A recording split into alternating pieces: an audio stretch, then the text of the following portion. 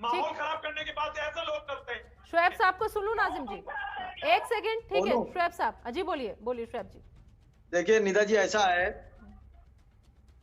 कि हिंदू दिखाई दे कि मुसलमान दिखाई दे, आंखें तरस रही हैं कि इंसान दिखाई दे। बहुत इस बढ़िया, वक्त मुल्क के बहुत हालात बढ़िया। ऐसे हैं कि हम लोग को ये देख के चलना है। और आप देखिए बड़े बड़े आलिम लोग बैठे हुए हैं, इस पे बात कर रहे हैं, और जो मुस्लिम समुदाय है वह कानून के हिसाब से ही फैसला चाह रहा है, वो जिसके भी पक्ष में आए।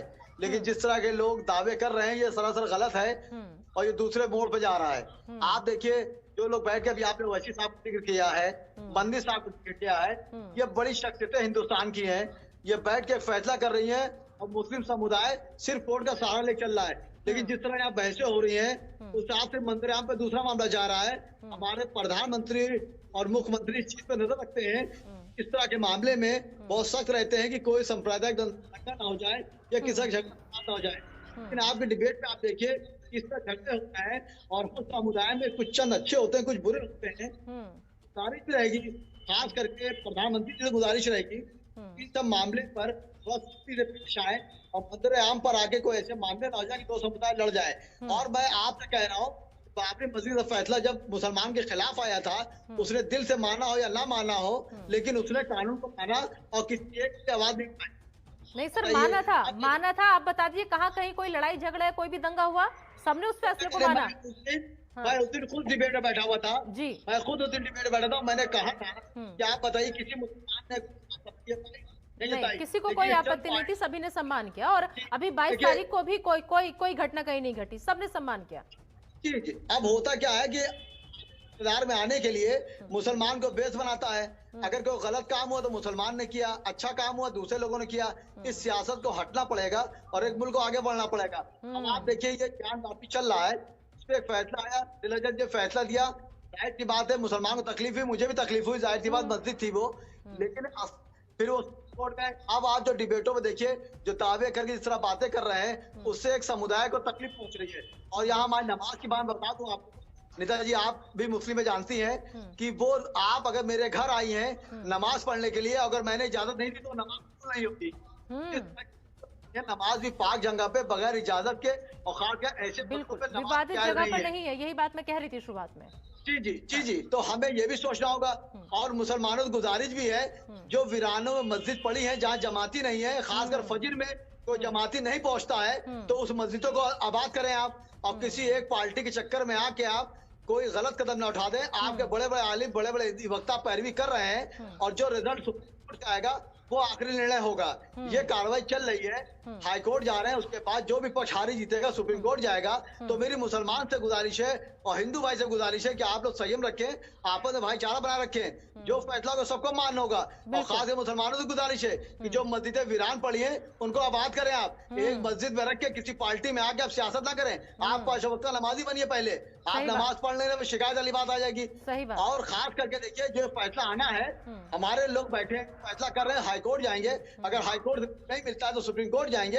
इस मामले को यहाँ तक एक मैं शेर अपना जरूर कहूंगा मैडम कि जिस तरह के लोग इल्जाम लगाते हैं मुसलमान के ऊपर कि हम लोग का नेचर ये रहा कि हमेशा मुल्क पे कुर्बानियां दी। 1857 में जब मुल्क की लड़ाई जंग लड़ रहा था, आजादी लड़ाई छेड़ी गई थी, उसमें मुसलमान का भी खून बहा था। तो ये कोई ना कहे कि हिंदुस्तान में मुसलमानों की जगह नहीं है। मुसलमान के लोगों ने यहाँ खून बहाया तब जाके आजादी मिली है और गंगा जमनी की तहजीब की मिसाल यहाँ से पेश की जाती है। तो इसलिए मेरी गुजारिश सबसे, झगड़ा फसाद ना करें, कोर्ट का सम्मान करें। और अगर किसके पक्ष में आता है मामला तो बहुत उसको खुशियां ना बनाए कि दूसरा समुदाय नाराज हो। सही बात। प्रधानमंत्री जी ने बाबरी मस्जिद पे आपने देखा होगा जब फैसला मुसलमान के खिलाफ आया था तो किसी ने तरह की आतिशबाजी वगैरह नहीं की थी। उसमें प्रधानमंत्री जी हमारे नजर रखे थे और यहाँ पे हमारे उत्तर प्रदेश में मुख्यमंत्री जी नजर रखे हुए थे किस तरह कोई दंगे फसाद ना हो जाए। तो जो हुआ मुसलमानों दिल से माना या ना माना उसको सर आंखों पर रखा। तो ज्ञान व्यापी मेरी गुजारिश है, या मसला पे बात चल रही है, जिस तरह लोग कह रहे हैं इस मस्जिद के बाद वो मस्जिद, इस मस्जिद के बाद वो मस्जिद, ठीक है कानून का सहारा लेंगे, लेकिन हम कानून के अलावा किस तरह की बात नहीं रखेंगे। ये मुल्क जिस तरह का पहचाना जाता है उसको मंजर आम पे लाने की जरूरत है। तो इसलिए मेरी गुजारिश है कि कोई इस तरह की बात ना करे और खास करके मुसलमान को टारगेट होता क्या है कि हर समुदाय में कुछ ना कुछ लोग रहते हैं वो रोटियां सेकने के लिए, इक़्तिदार में आने के लिए मुसलमान कि मुसलमान उसी वोट बैंक करता क्या मरकजी हुकूमत को लेकिन यही समझदारी की बात है। अगर तमाम जो लोग मुस्लिमों का रहनुमा अपने आप को कहते हैं सर, और जो कौम के रहनुमा बन करके बात रखते हैं कौम की तरफ से, अगर उनको समझ में आ जाए तो कोई लड़ाई झगड़ा हो नहीं, बल्कि वो तो ये कहते हैं कि एक बार फिर से 6 दिसंबर जो है वो याद किया जाएगा, एक बार फिर से 6 दिसंबर को दोहराया जाएगा। इसका क्या मतलब है? आप सीधा सीधा भड़का रहे हैं। यही बयानात से आम मुसलमान परेशान होता है, बिल्कुल आम हिंदू उत्तेजित होता है। और आप मैं बता दूं, हर मुसलमान का किताब जो होता है एक आरजू नहीं, हर आरजू तो ये है लाकर जरा से वतन कफन में।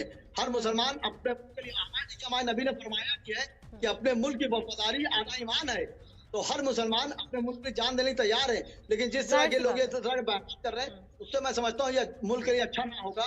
और आपस में जो भाईचारा है इस मुल्क में, आप देखिए ईद और दिवाली, जब ईद बनाई जाती है तो मेरा हिंदू भाई शरीक होता है, और जब दिवाली बनाई जाती है तो मुसलमान भाई शरीक होता है। तो मेरी गुजारिश है चंद सियासी लोगों से जो सस्ती शोहरत पाने के लिए इस तरह दंगे कराने की कोशिश कर रहे हैं, जिसपे हमारे प्रधानमंत्री और मुख्यमंत्री नजर रखे हुए कि ऐसी घटना घटित ना हो। शुएब साहब, उनका कुछ नहीं बिगड़ता है, वो तो कह करके निकल जाता है, लेकिन भुगतना पूरी कौम को पड़ता है। जी हाँ, आम आदमी उसमें पिसता है। आप देखिए कहीं भी दंगे होते हैं, चंद लोग उसमें चिंगारी लगा देते हैं और चले जाते हैं। मेरी गुजारिश आपके चैनल के प्रधानमंत्री जी से गुजारिश है कि इस पे नजर रखें, और जो समुदाय कोई किसी तरह भी समुदाय हो, अगर कोई घटना घटित करता है या बयानात देता है या भड़काने भाषण देता है तो उसके साथ सख्त फैसला किया जाए। लेकिन आम जनता चाहे मुसलमान हो चाहे हिंदू हो उसको परेशान ना किया जाए और निष्पक्ष जांच की जाए। मुझे अदालत पर भरोसा है, देखिए भरोसा है, वो हम हर मुसलमान सर मानेगा।